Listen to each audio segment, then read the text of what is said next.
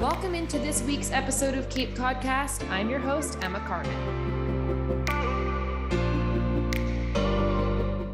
We are so excited to welcome Christopher Price on for today's episode. Christopher is an award-winning sports reporter for the Boston Globe who covered college and professional sports in Boston for 2 decades prior. Christopher, thanks so much for coming on today. We're super excited to have you. How are you doing? I'm doing great. It's a pleasure to come on anytime and talk about the Cape League. Love it. So as I mentioned, reporter for the Globe, what does a kind of typical day in your life look like right now?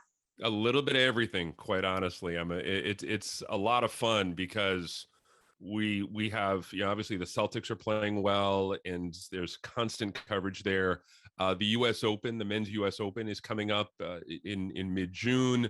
We could be seeing a weekend where the Game 6 and Game 7 of the NBA Finals are going on the same weekend of the U.S. Open. So, and that's in addition to obviously the Red Sox, the Patriots, the Bruins are always making moves. The Revolution, so something's always going on with them. So it's always busy. And one of my jobs is specifically to handle the web coverage, the digital coverage. And so most nights, what I will end up doing is if you go to bostonglobe.com/sports, I'm the guy who moves the stuff on the page around. I'm the guy who moves the stories up to the top of the page, down to the bottom of the page. I add video, I add photos, that kind of stuff. I also do writing when stories come up that need attention. So I think last night I did 2 basketball stories and a hockey brief. And so, like I said, it's never dull. It's never boring. I love baseball. And really football has become kind of more and more my beat over the years, but I love baseball. So any excuse to write about baseball for the Boston Globe, I'm all in. Absolutely. So you've covered sports your whole life within the Cape, big fan of the Cape Cod Baseball League for years. So what are some of those stories, that you've covered back in the past, specifically with baseball and the Cape, that have stood out to you? It's been a blast getting a chance to cover even, the Cape League for a few years. I worked for the Barnstable Patriot for, I believe, 3 years down there, and getting a chance to cover, obviously the focus was on Hyannis and Katuitt, but getting an opportunity to do league-wide stuff in addition to the book I wrote in the the late 90s, I'm sorry, Baseball by the Beach. My favorite stories really, honestly, are there's 2 different kinds of stories. First of all, the guys who you get to identify on Cape Cod as future stars, and you get to say, I saw Darren Erstad first when he played for Falmouth for a couple of years. I saw Nomar Garciaparra and Jay Payton and that great 1993 Orleans Cardinals team, or the Brewster teams the last couple of years that have won, a couple of championships. Mm-hmm. Those are really a lot of fun for me to do, to be able to identify those guys, to say, look, I was early and I knew that Darren Erstad was going to be a big time player. And so those are fun. The other ones are really along the lines of what we saw last year in Brewster, where you get this great collection of players. And while they're not necessarily the best players individually, they come together over the course of the summer as a team. And those are a lot of fun to see those instances. And we've seen it time and time again. We see it really every summer on Cape Cod, where these players will come from all over the United States and they don't know each other, even though the world of college baseball is fairly close. Mm-hmm. These guys come together and they become part of something bigger than themselves, and they understand what it takes to succeed. It's something resembling professional baseball. They're playing 5 and 6 days a week. They're facing really great competition when it comes to, the opposing pitchers. They're hitting with wood for the first time over an extended basis. And they're playing in these small towns that are not unlike single or double A teams, or single or double A towns, in the minors. And so to be able to see guys like that understand the game and understand what it takes and take their game from this level to this level and be a part of a team, and kind of really start to understand what it's going to take for them to succeed in their journey. Those stories are really, really special as well. So really, ultimately, to answer your question, there, it's a 2-part thing where you get to identify the guys and you get to play amateur scout and you get to say, this guy's going to be a star, but you also get to see these teams come together and do something great. Absolutely. And as you mentioned, back in the 90s, obviously it's a lot different from probably what you see nowadays. So what kind of changes did you notice from a sports writer perspective and from a fan perspective of the league back then to now? The league's become bigger. The league has really done a good job when it comes to marketing and Mhm. embracing it's in a weird situation here. Let me start by saying that it's in a unique situation because the league needs to maintain that small town charm, Mhm. and that's kind of that baseball charm that goes along with being the Cape League. It goes along with being what the league is. It's it's Mhm. it's this great these great villages, and you want to be able to keep that, but at the same time, you want to be able to embrace the technology. You want to be able to embrace the changes. You want to be able to embrace social media and get the word out there. And I think the league has done a very good job with that, with Facebook, with Twitter, with Instagram. Also, being able to put games on Nessun, I think, is Mhm. huge. I think that's very, very important. And so it's a fine line sometimes, and I understand the difficulties because you do want to keep that small town charm, but you also want to be able to make the league accessible to younger faces. And so I think they've done very well, and I think they'll continue to do very well in that. But really, for me, that's probably the biggest thing, is that they've embraced technology Mhm. while keeping that old school charm that so many older fans have come to know and love. And after speaking with a bunch of players, they mentioned it's the fastest 3 months of their life. It's all about going to the Cape and just hanging out and enjoying time with players. But with the time that you covered them, were there any specific teams? I know you mentioned Katuitt, but any teams or players that you really enjoyed covering that kind of have stuck with you to this day? For me, the summer that I started doing the book in 1994, Mhm. I had a chance to really spend some time with Darren Erstad, and he was great. He was Mhm. absolutely fantastic, and he was really the first guy for me, one of the first guys that sticks out as a memorable character when it came to covering him. The Brewster teams of the last couple of years, they've had a bunch of guys like that. Mhm. And while I haven't necessarily covered them specifically, I've gotten to know them a little bit through the Brewster front office and through Jamie Shevchik. It's boy, this is a really good question. I'm going to have to really think about that. The 93 Orleans team, like I said before, was a lot of fun Mhm. to get to know some of those guys a little bit. Again, the 94 Falmouth team with Darren Erstad, getting a chance to be a part of the 1996 Falmouth team for a little bit, for like 3 weeks, when I was a bullpen catcher, and I for a story I did for Baseball America. Love That was a blast to do as well, getting a chance to get to know those guys. But the great thing is, every single team every single year has those individuals, has those players that you get a chance to talk to, you get a chance to spend time with a little bit. it. And the stories that they have are really, really legendary. It's a lot of fun.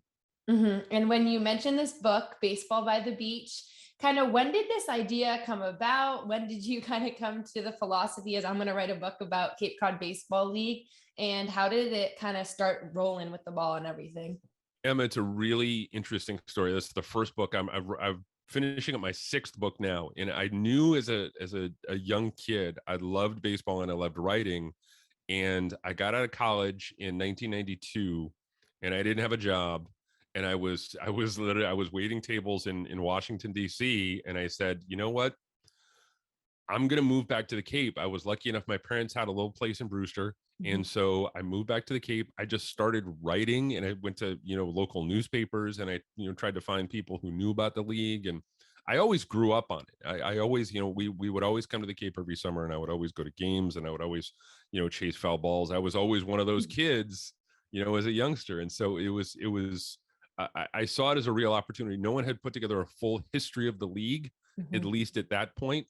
And so I just started writing, and I went to, like I said, I went to people who knew about the league, and I went to, coaches and players and, presidents, and talked to people, and kind of got a sense of, where everything started. And I kind of started putting things together. And in the meantime, I got another job. And so kind of it took a lot longer than I thought it would, but it came out in the summer of 1998. And it was so much fun to do, because I had the opportunity to walk into major league clubhouses. Mhm. And you know how you talk to big time baseball players, and there's that kind of that facade of, that cool, that, that you start asking them about the Cape Cod Baseball League, and that just kind of drops away. And they say, oh, I lived here, and I worked here, and this was my summer job. And does this person still live there? And it was so gratifying to be able to talk to them about their Cape Cod experiences, both on and off the field, because Mhm. the thing that really resonated for me when it came to talking to these guys was that the relationships that they made with their host families still exist. And I would say 95% of these players. Mhm. And to be able to go back and to be able to talk to the host players, or to the host families, I should say, Mhm. when they would come to Fenway, and to be able to send birth announcements and wedding announcements and have Zoom conversations, now in this era of Zoom, is incredibly gratifying, and it's incredibly rare. And I think that's one of the things that makes the Cape League really truly great. But ultimately, to answer your question, it was a long journey. The book was a really long journey, Mhm. but I had so much fun doing it. It was in after 20 plus years of writing and doing multiple books, it remains the most personal book I've ever written, because my family has roots in the league. I have roots in the league, and to be able to be, even a little part of that was really great. And you mentioned these host families, obviously a key component. I mean, everyone that I've talked to on this podcast says they love their host family. They either live with other players or just their host family. Most of them talk to them every single day. Mhm. So, what do you think these host families kind of have up on other leagues? I know some leagues struggle sometimes with getting them, but what's the biggest difference you've noticed from your own perspective or writing perspective with these host families located all over the Cape? It's a chance to make a connection to the game. Mhm. And I think that's one of the things that baseball, and I'm all the way from Major League Baseball all the way down to minor league, college baseball, high school, whatever the case may be, really struggles to do on a consistent basis. Mhm. To be able to have an identifiable individual on the other side of those white lines that you can root for, because you know that they have trouble picking up their laundry, and keeping their room clean, and taking care of all that at 1 o'clock in the morning, whatever the case may be. But to be able to have that connection, to be able to have that human connection, that one-on-one, Mhm. is fantastic. And I think that's one of the true advantages of being a host parent, a host family, is to be able to make that connection, and to be able to make that friendship, and to be able to create that relationship that lasts for decades. And so that's one thing that I think, that you get when you become a host parent, that you know that may not exist in other summer college baseball leagues. Like you said, I know that some leagues struggle with that really on a consistent basis. And look, the Cape League is always looking for a host family. So Mhm. you go into the summer sometimes not knowing if you're going to have enough beds, and so I'm fully cognizant of that. But the way the Cape League has done it over the years Mhm. has not only led to some great baseball, but it's also led to some fantastic relationships along the way. So with that, I went to your Twitter, had to look back. I read every tweet about Cape League. So in January of 2011, dating us here, you stated that you're going to be forever be the biggest fan of the Cape League. I know you mentioned family roots there, House and Brewster. What kind of impact did the league have on you kind of as you grew up from a kid to now and your perspective of it? Oh, it was great. It was, like I said, I was one of those kids who was chasing foul balls. I was, eating ice cream and asking for autographs, and, right along the railing in Orleans. I remember one night in Orleans, this was 81, 80 or 80 or so. Um, I handed my program to someone on the corner of the dugout, and I asked the guy very nicely. Of course, you can only do, as you're 10 years old, you don't know any better. So to just kind of pass it along, and he passed it along, and I ran around the other side of the dugout, and I got a program that was signed by everyone. And so it was one of those things where it made a real imprint on me as a baseball fan, but also as just as a resident of Cape Cod, a summertime resident of Cape Cod, to be able to be there and to be able to have that emotional investment, to follow the 1981 Orleans Cardinals. Now, that they weren't expected to be all that good that year, but they made it all the way to the finals against Katuitt, and it seemed like Katuitt won every single bloody year. I bugged my parents for a ride down to Katuitt when the championship series was going on in Katuitt. And so to be able to be that all in, to be able to care that much about something other than yourself when you're 10, 11, 12 years old, I think is really showed me something important when it came to sports. And so it's been fantastic. It's been the summertime constant for me and my family now is the Cape Cod Baseball League. My son was a bat boy for the Whitecaps for 5 years. I continue to write for the Whitecaps program every single summer. It's just something that's in our lives. It's something that's important to us. It's something that's a priority for us that, we plan when we go down there in July. We say, all right, the Whitecaps are going to be home this weekend. We're going to be able to catch a couple games here. And then maybe we could drive down to YD on the way to something else and catch some, YD Orleans games. And I know that there's this guy who's playing, this college All-American who's playing for Catuit, and I want to get a chance to see him. We really plan a lot of our vacation around the Cape Cod Baseball League. So going all the way back to when I was 10 years old to now, it's remained a constant in my life. And so it's important. It's important to me. It's important to my family. And, we make it a priority every summer. Makes a big impact on everyone for sure. So with that, I have to ask, obviously Brewster is probably the most common, but where specifically is your favorite ballpark? I know you've probably been to them all, but which one do you like the most and why? Orleans is still, this was pre-1988, before Brewster came to the league. The closest team that we had that I was close to was Orleans. And Orleans, for me, there's still an attraction there. Being able to set up a lawn chair, down the first or the third base line is just is the best. And I remember going to the 1988 All-Star game, the home run hitting competition. I remember seeing Frank Thomas hit a home run that landed. I swear it landed on the tennis courts beyond left center field. I don't know if it landed on the courts or near the courts, but I swear I remember seeing it bounce up and down and think, okay, it landed off the courts. Orleans for me is still, if Brewster's number one, Orleans is 1A. The other two that are absolutely fantastic. Look, they're all great. They all have, the great attributes in their own right. But being able to go to a game in Chatham is just absolutely special. In 1984, the U.S. Olympic baseball team played in Chatham, was there in Chatham, and I remember seeing Odie McDowell hit a home run off of the roof in the fire station in right field. That, again, it was one of those things that the legend grows larger with time. But being able to see him hit one off the roof beyond the right field fence, the roof of the fire station in right field, was amazing. And then Catuit is also just so beautiful, and being able to just enjoy a game in that little diamond cut out of the woods in Catuit. There's a reason that I have it as the cover on my book, is because the scenery and the setting there is absolutely perfect. The other thing for me about Catuit, I'm going to be completely honest with you, Catuit has the best concessions in the league, as far as I'm concerned. Hey, that's good to know. Without a doubt, Catuit has the best concessions in the league. It's amazing. I don't know if they still do it. I didn't get a chance to get there last summer, but they have lobster rolls. And the thing that they do, or at least the thing that they did, was they would toast the hot dog buns and they would put butter on the hot dog buns. And it was just, it was perfect. It was a chef's kiss. It was absolutely perfect. And so, for various reasons, I have my favorites for various reasons. But look, you go to a game in YD a couple of years ago anyway, you had to get a donut burger. My son had to get a donut burger. You go to a game in Bourne, in Wareham. It's just every single ballpark has something special about it. But for me, if I'm not going to a game in Brewster, my first picks are Orleans, Chatham, and Catuit. I love it.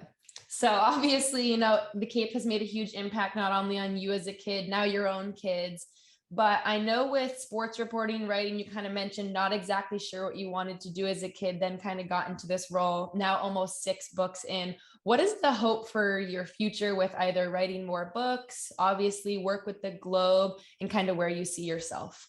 I want to continue to write books. And that is for me the most gratifying thing, is being able to see a project from beginning to end. I'm finishing a book now in the history of the Hartford Whalers, and it's taken me 6 years. It's going to take 6 years from start to finish. The Cape League book took 4 years. And so to be able to shepherd a project like that from start to finish, and to have such a tremendous response for the Cape League book, has been so gratifying. And to be able to walk into a bookstore, walk into a library as a writer, as a kid who dreamed about being a writer, to be able to walk into a bookstore or library and to be able to see that on the shelf, it's something special. And to be able to be a part of that. And so I'd love to be able to continue to write books. We're a family of writers. My wife is a writer. And we're writing family and we're a baseball family, and so I have to imagine that my books down the road, at least one of them is going to be another baseball book. I have at least one more baseball book in me, so I want to continue to work for the Globe. My dream as a kid was when we would come to Cape Cod. This is back in the 1970s and early 1980s. This is obviously pre-internet. We couldn't get the Globe. And so to be able to come to the Cape Cod, to be able to read the Boston Globe, to be able to read guys like Peter Gammons and Bob Ryan and Lee Montville, that was everything to me. And so I was like, I want to work for that. I want to work for the Boston Globe. I want to be that guy. And so to be able to get the chance now, all those years later, to be able to have a Boston Globe byline is a tremendous honor for me. And to be able to tell stories through the Globe, to be able to write about the Cape Cod Baseball League, to be able to write it as I did last November about Kyler Murray's experience playing for Harwich a couple of years ago, and to go back and talk to the people who saw him play and kind of craft that story and bring it to light and kind of share more stories about the Cape Cod League. It's been tremendous. It's been so much fun to do. And so it's been able to merge a lot of my passions, football, writing for the Globe and the Cape Cod Baseball League. And so I'm always on the lookout for more stories, whether it's the Globe or whether it's, for a book or a magazine piece, whatever the case may be. So I guess really the short answer to your question is the future is going to involve more writing, hopefully, writing about the Cape Cod Baseball League. Love it. So with that, obviously, new book coming out, everyone listening, viewing, be on the watch for that. So before we wrap up this episode, any last stories or anything you want to share with our listeners, whether it's about Globe, anything you've been working on, Cape League, or any last advice? One of the things, I can tell you two things. One of the things that really kind of illustrates how much of a baseball family we are is that when my son went to a Brewster day camp for the first time when he was 6, I think it was either 6 or 7, I don't know, 6 or 7. And he made friends with a pitcher named Tony Bucciferro, who was pitching for Brewster that summer out of Michigan State. And they became thick as thieves. They were just close. It was fantastic. My son ended up going to camp for a couple of weeks and they were buddies. And at the end of camp, he said, "So what's next for Tony? What is he?" I said, "Well, he goes back to college and then, if he pitches well, he gets drafted." And for a second, my son was really excited. He's like, "That's great. We could see Tony in the major leagues." But then he said, "Well, what happens if he gets drafted by the Yankees?" And there was a moment of, "Oh no, Love that. What are we going to do?" And I said, "Well, we can root for Tony. We don't necessarily want to root for the Yankees in this house because we're a Red Sox family." Absolutely. But yeah. And he's like, "Okay, we can do that." We'll do. He was very like, okay, he kind of made his peace with the idea that, what, all right. Exactly. Yeah. And I believe he was drafted by the White Sox, but there are a lot of stories that really illustrate for me how, and it goes beyond the baseball. Like I said before, it goes to the heart of the relationship between the fan, the kid, the player, and the game, to be able to strike up those relationships, to be able to make those kind of connections. There was a guy who played for Brewster and ended up playing for YD a couple of years ago when my son was a bad kid named Gio Brusa. And my son was always very, very polite. When he was working as a bad kid, I said, "Look, you don't want to talk to these guys. They're at work. They're in their on-deck circle.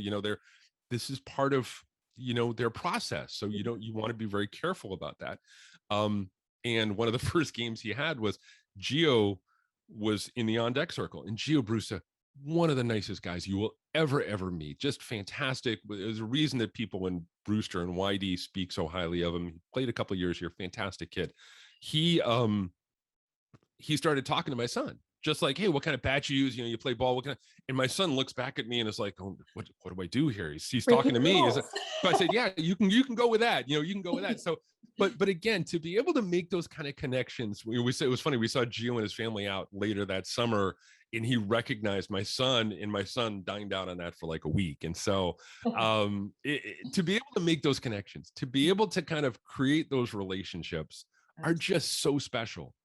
And if it wasn't for the Cape League, I don't want to say those relationships wouldn't exist, but to be able to grow the game, to be able to make that connection, to be able to foster that kind of relationship with a player and a family and the game of baseball and the Cape League, it's absolutely beautiful when you come right down to it. And the league continues to do that year after year.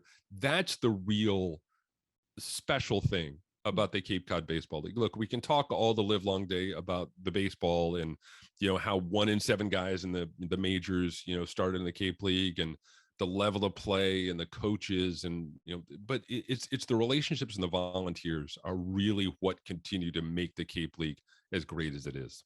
And those relationships last a lifetime for sure, from every perspective, which is amazing. So last thing, we'll be answering a couple quick questions and then just giving me the answers off the top of your head. It's kind of the fun part before we wrap it up. So question 1 is, have to ask, where is your absolute favorite spot on the Cape, whether it's a restaurant, beach, ballpark, anything like that? Marconi Beach in Wellfleet. And then to kind of top off the day, as a family, we've done this roughly 500,000 times over the years, going from Marconi to the Beachcomber for like an early dinner. Love it. That's the best spot on the Cape. And then if you play your cards right too, maybe something good is playing at the drive-in. And so, you go to Marconi, you go to the Beachcomber, and you go to the drive-in. That's a perfect day. Perfect day. If you could have any superpower, what would it be and why?